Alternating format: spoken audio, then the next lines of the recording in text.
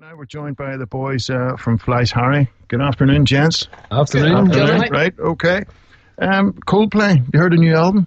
No. You wouldn't be a Coldplay fan, no? No, I don't mind Coldplay, but just haven't heard the new album. Well, it's good. It's very, I was surprised. Very good. A bit lively, is it? Yeah, it is. It's not all the sort of dirgy, oh dear, you know.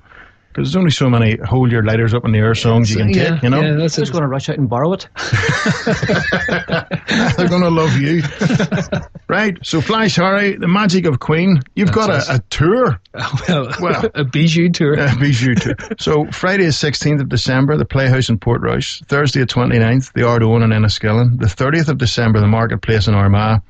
The 7th at the Stroll Centre in Omagh. And then the biggie. The big one, big dent, the Odyssey Arena with the Ulster Orchestra, Saturday 20th of January. Yes. It's a big one. Now, you've done this before. Yes, this will actually be the third time we've played this, and it's wonderful to be able to do it, you know, as a performer, you know, just to be able to stand on the stage with such a large ensemble of people, you know, of musicians, you know, 64-piece orchestra, 50-piece Methody choir, you know, and in front of thousands of people who just want to sing along with the stuff that you're doing. So it's just a wonderful experience. You must be able to just throw the microphone at your feet half the time. It would be, you know, let them sing. To a certain extent. Well, but that's part of the charm of what it is. You know, Queen's, I've always said this, you know, Queen's music is best enjoyed in a live setting, and people come along, you know, it's such classic hits, they know them all and they want to sing along, and it's just having a good night out with your friends. Yeah, well, I spoke to you when you first proposed this to do an orchestra, and it was a big leap, a big gamble on the band's part to take something like that on. There is obviously the financial side of it, you know, booking an arena and booking an orchestra, you know, but let's face it, the cost implications of such a thing are huge. I mean, in theory, if it had all gone belly up, you could have lost your house maybe. Yeah, well, there's the figures there would be probably upwards more than what my house is worth, the sort of total expenditure, what the possibilities, you know, it's a big money. Because when you play the Odyssey, you have to commit to paying them their fee, and I mean, even for the orchestra, they get paid whether you've people in or not. You pay for rehearsals, you pay for, you know, the transport, I mean, you have to feed everybody, there's 120 people have to be fed on the day, and you know, then the advertising, obviously, to make people aware of it, and I mean, people won't go to a show like that unless they know it's on, as simple as that, you know, and then you have to motivate. And you have to hammer the advertising, you've got to make people think, I can't miss this. You have to really step up to the mark, but we don't do it on our own, and we have to say, there's our promoter, you know, David Hull has, you know, played a significant part in this as well, so it's not just all our. But I'm just, the point I'm making was there was a big risk involved initially for you to do this. Nobody knows how well it's going to sell, even in today's marketplace. You know, the marketplace isn't great, you know, for entertainment. You know, there's some comedy sells well and there's certain things they're still doing very strongly, but music in itself isn't selling as strongly as, you know, as has done over the last few years. So there's that, you know, the marketplace itself is depressed. So I don't want to get all sort of doom and gloom on it, but you know, it's a big undertaking, and we're selling well, you know, and we're going to be okay on this, and it has done well previously. Yeah, I've heard brilliant reports about it. I mean, and seen some brilliant photographs and video footage and everything else. You know, it does get well covered. It is well. It's been well attended, and it is good. I mean, the music itself, Queen's music, is so dynamic. You know, it lends itself well to being, you know, interpreted with an orchestra, and we don't change. You know, so you recognise the songs. It's not as if we've taken artistic license, or Frankie's taken artistic license and changed everything, and all of a sudden it goes off on a complete tangent. People wouldn't you wouldn't be allowed to do that. No, but it has been done. I think one of the orchestras in London did a complete different interpretation on an awful lot of it, but what we do, I mean, dare they? No, exactly. I'll give them a slap. But you know, we you know, you will recognise it as if you would hear from the record, as all the orchestrations that you would hear in the record have been brought across. You know, so brilliant. And of course, the expense you don't have this time is getting it scored, because it costs a fortune. Yes, well, that's it. You know, it does. But not only that, they're also on a retainer. They get a percentage of performances going forward. They also got the mates rates in that one too. Yeah, mates rates on it. It's just, I mean, do you have any idea of the numbers? Was it sold out the last time, for instance? No, we haven't. No, we've never done that well. You know, we've done you know, upwards of 5,000-6,000. I mean, that's massive. I mean, there are many touring acts who have number one albums under their belts are doing half a hall in the Odyssey kind of thing, you know. See, a lot of people don't realise too, you have to make a commitment early on where to put the stage, because once you put the stage, if you think originally you're only going to do 3,000-4,000, you put the stage to accommodate that, but then if it sells better, you can't move the stage, because people have already bought front row. You wouldn't like it if you bought front row and all of a sudden the stage just moved another 50 feet. So you're actually row 29 instead. Yes, you think it was row 1. Oh, that's you know, brilliant. so there's a certain amount. I think you can jig it a wee bit, but really you have to make that commitment early on. You have to say, right, this is what we're going to do. That in itself terrible. I mean, crystal ball. It's a big gamble. You'd be sitting going, right, how many tickets were sold today? How many have we done today? How many have we done the last 10 minutes? I'm a sado for that sort of stuff. I have spreadsheets and tracking sales. This time last year we had 10 more tickets sold. I have all that. I'm torturing myself by looking at it and thinking of what you can do. But obviously you want to get to the point where you break even. You want to get to that point first of all, and and after that then you want to obviously just make sure there's enough people there to have a good night, and if you do make a few quid out of it, well and good. Yeah, but you do have a fanatical fan base, and there's a lot of people, and I was getting emails and all today and yesterday when I was saying you were coming in. People do appreciate that you're basically flying the flag. It is that it's a lot of people's favourite band ever, and at least they can go and see you. Yeah, well, it is. Queen are hugely popular, and Queen are going actually 40 years this year. Yeah. So they're a hugely popular act, and a lot of people do enjoy the music, and they do enjoy it. And it's the second and third generation. There's people. I got into Queen music because my older sister got into it. I'm into it, and then people who are younger than me. I'm 46. So there's people younger than me still, and then you find the children of people of my age. I still do the clubs 20s. And that, and there'll be teenagers coming up and saying, "Oh, I got a bit of Queen on." So that's one of the reasons why you have the success, because it's such a wide demographic. Audience, so it's that in itself. I mean, Queen are beloved. You can see "We Will Rock You" sells all over the world. Yeah, it is a hugely popular show. My wee lad has been taking drum lessons. Right, he's only 8. Right. First song he learned, "We Will Rock You." That's the first song I teach kids when I'm is that right? Drums. First song, yeah. First song. And then into "Sweet Home Alabama" and what else? Something by DC. It was "Highway to Hell." So at least he's learning the classics,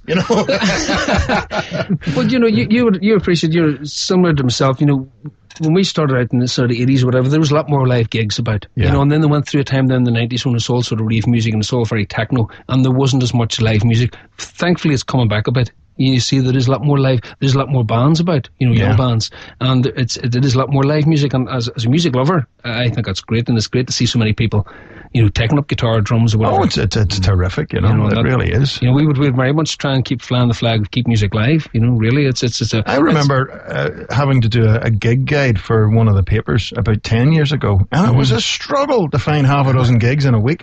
Now there's 50 or 60 decent gigs to go to, really. Yeah, well, that is good, because obviously the more people who are involved, live music is really the mainstay really of a lot of people's income, even the bigger acts. I know they do still sell a lot of records, but a lot of them, the touring's where they make the money. Oh yeah, well they will tell you now, they don't make money. CDs are now released to advertise the tour. And, it's all gone total reverse from what it used to be. The tours used to be lost leaders to promote the album. Now the albums are nearly given away. Yeah. We're going to make money in the tour. We're going to make money on the T-shirts. Yeah, the merchandise. And the merchandise is become as important as the album now.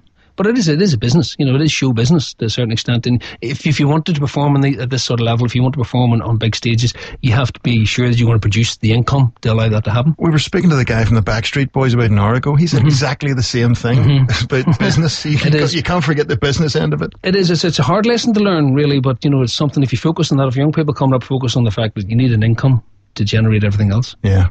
Right, you're going to sing a song. We've had, I tell you, nearly the whole Queen back catalogue has been suggested here. Can I ask for one?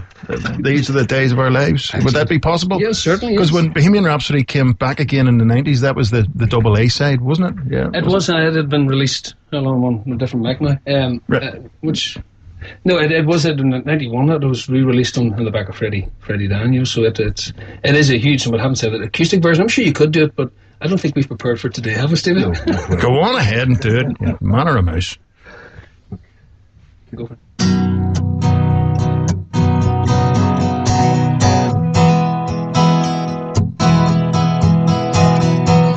Sometimes I get the feeling I was back in the old days, long ago, when we were kids, when we were young, things seemed so perfect, Days were raisins, we were crazy, we were young. Sun was always shining, we just lived for fun. Sometimes it seems like lately, I just don't know. The rest of my life's been just a show. Those were the days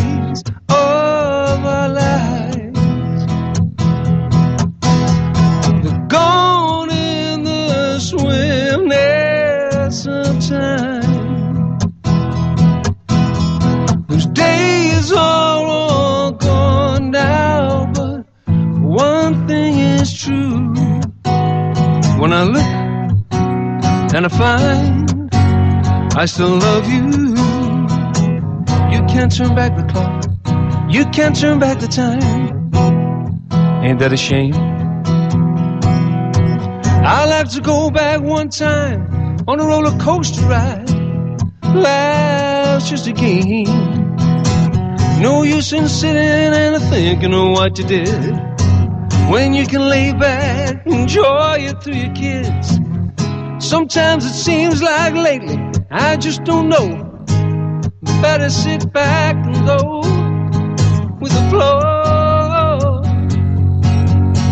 'cause these are the days of our life. Gone in the swiftness of time. The days are all gone now, and one thing is true.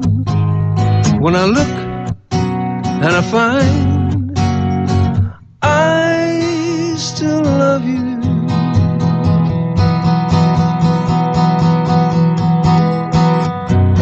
I still love you. Well done, boys. Well done. Absolutely terrific. Yeah. Thanks for that. Thank you. No You problem. know, a lot of bands, you'll tell them, play acoustically. Whoa! I need the protection of the racket. Or, you know, I need yeah. the whole band behind me. Well, a lot of bands won't do it, you know. Yeah, well, we enjoy doing something about acoustic, but I have to say, you have certain triggers that you hear, and maybe it's the drummer, it's the keyboard player that remembering lyrics and stuff. Yeah. So when I start doing it in a different setting, all of a sudden I have to work at remembering the Don't words. talk to me about remembering lyrics. I'm notorious for, even when they're written in front of me, I get them wrong. Well, you said we done a show last year in the Opera House, and it was all sort of Irish rock music. Yeah. And I couldn't remember all of it, but it's been so long since having to learn a full set of lyrics. Yeah. So they came up with an idea, and it was a computer screen, Right. and the whole lot was being fed through, and a good friend of mine sitting feeding the lyrics through on the brilliant. screen, but he made a hash of one of those ones.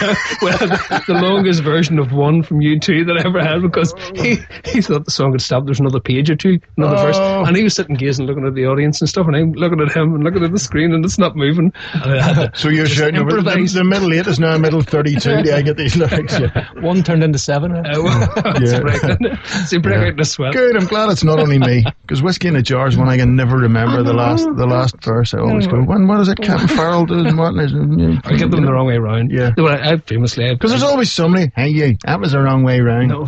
Line 3 was not there. Again, we were all doing a radio show, and I said, we'll do Fat Bottom Girls, and every person, they didn't want to do it.